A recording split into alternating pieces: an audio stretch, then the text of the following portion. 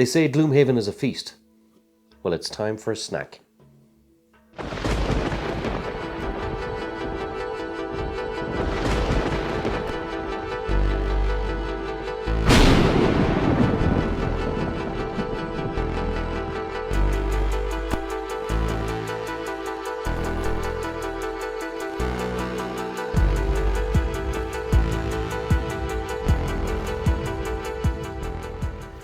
Hello and welcome to The Lucky Roll, an eclectic channel for eclectic games. And today we're going to be unboxing Gloomhaven Buttons and Bugs.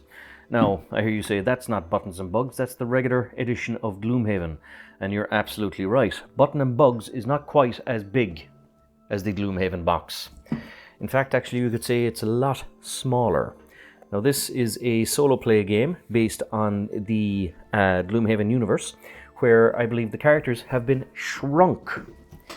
So it's a genius little idea. It's a solo play game, and it's the entire Gloomhaven universe in one tiny, teeny, itsy bitsy, weeny yellow polka dot bikini box.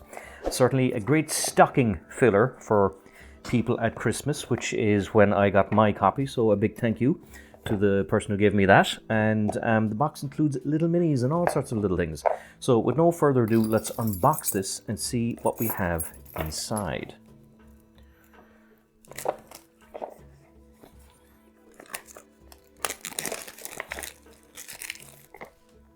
Now, before we begin, one thing I should point out to you is that the rules are here at the side. So you can get the full rules and tutorial here. So the rules are only available online, so you won't get the rules in the actual box.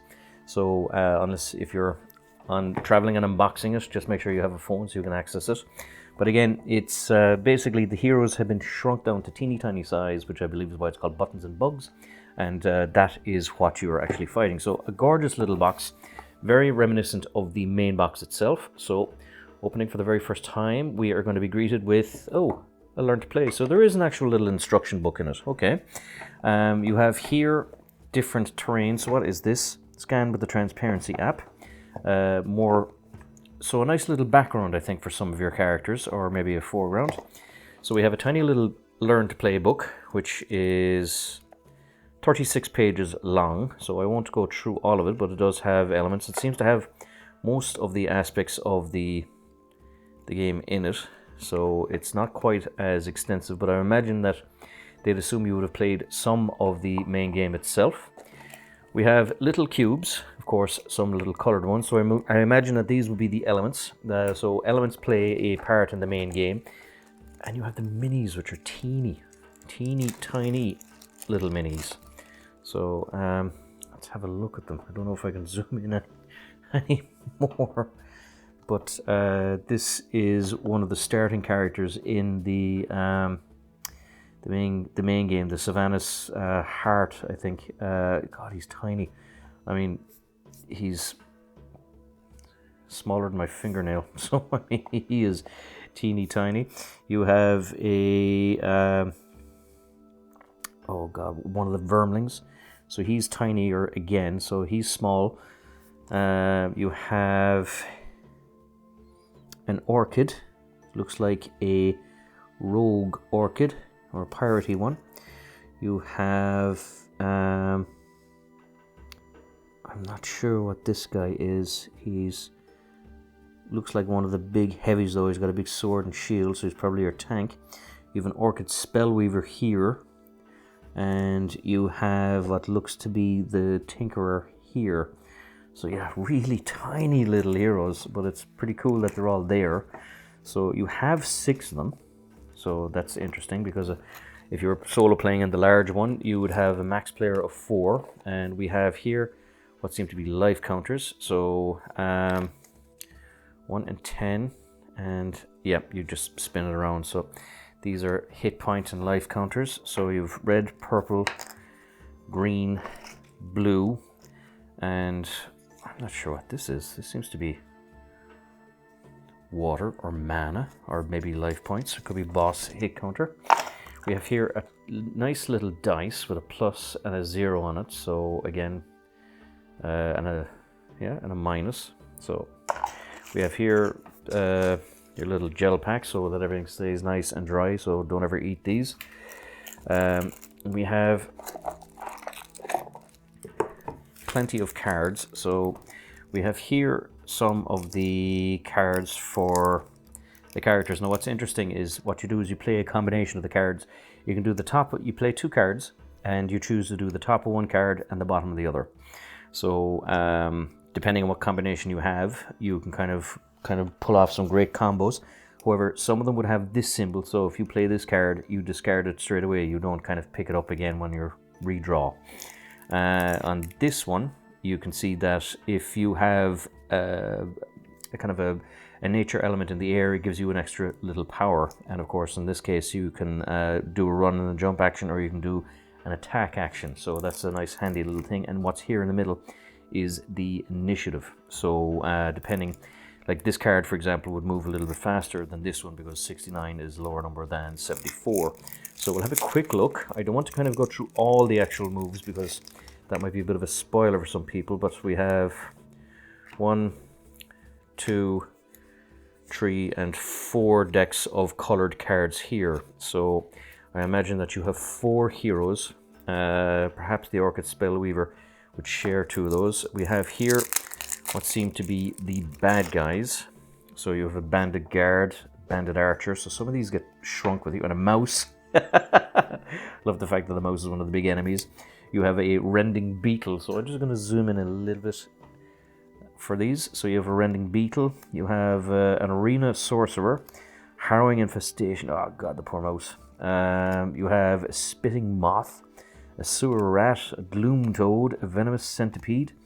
And you have what seem to be very easy, so kind of little difficulty levels. The main game as well had a lot of difficulty levels, so this would kind of give you an idea, I suppose, of the battles coming forward. Oh, and you have another 2 sets of character cards here. So I believe these are distinct colors. They are. So all your characters will have a different color. So depending on who you play, you might be able to play this a couple of times. So even though it's a solo play game, there is a nice variety to it. So you do get a lot of cards in here. I mean, that's just one of the set of cards. So I'll put that back in. We have here what seem to be player boards, and this is probably where the cubes come in. So I presume this is where the battle comes in. So you have the standard, you have the 1, you have what I presume is the boss that you're up against. So we have 4 different type of boss things, and of course in the main game you're able to level them up. So I imagine depending on what you roll here dictates what type of boss you're up against. And we have here the usual tokens. So this one is strengthen, so that if you're rolling an attack, you get to choose, you pick 2 and choose the best one. This is immobilize, this is disarm, this is stealth, so there is a stealth mechanic in this. This is muddled, so if the enemy is muddled and they attack you, you draw 2 cards and they take the worst result. This is poisoned, and this is wounded. So very exact same type of symbols in the main game itself. And we have here the Cragheart. So we'll open this and have a look at some of the actual characters.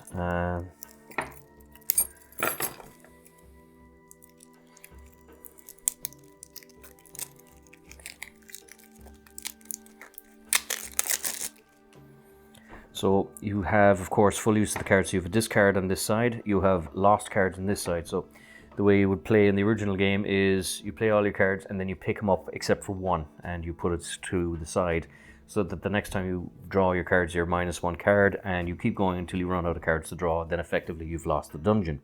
However, sometimes if you take a hit, you may choose to kind of just discard a card or put it down into the lost section, which means that your hero has less time in the dungeon, but it does allow you to kind of negate a damage. We've items down here and we've active conditions up here, and you have the hit points here as well. So depending on his level, if he's level 5, he's 18 hit points. If he's level 1, he's 12 hit points. And you have here, of course, the aspect of the character abilities down here, and the complexity low as well. So the Cragheart is one of the easier ones to play. You have the Bruiser. I knew I didn't really recognize him. So, of course, he's one of the... I can't think of it, but these are one of the big hefty guys in it. So he is basically a tank. You have the Orchid Spellweaver, which is the same symbol as the core box. You have the Tinkerer, again, the same symbol as the core box. You have the Mind Thief. Oh, that's brilliant. The Mind Thief is one of the best characters in the main game because he would just kind of take control of other people. And you have the Selenite, of course, which is the Rogue. So she wasn't an Orchid. She was just a standard human rogue. You have the Scenario deck. So, I'll tell you what, I won't go through these because I'll probably spoil them for myself. But having just a quick look, you can kind of see what way the cards are done. So, for example, you have the different scenarios, different traps, different symbols. So there seems to be plenty here. A scenario deck, and yeah, well, I mean, it is a full-on RPG in a teeny tiny little box. Oh, teeny tiny little heroes that are being attacked by teeny tiny little monsters. So again, this is Gloomhaven Buttons and Bugs. So a big thank you for this Christmas gift, and one I'm very much looking forward to playing, and who knows, may be a competition game for us in the future. So until next time, this is Sean from The Lucky Roll, signing off.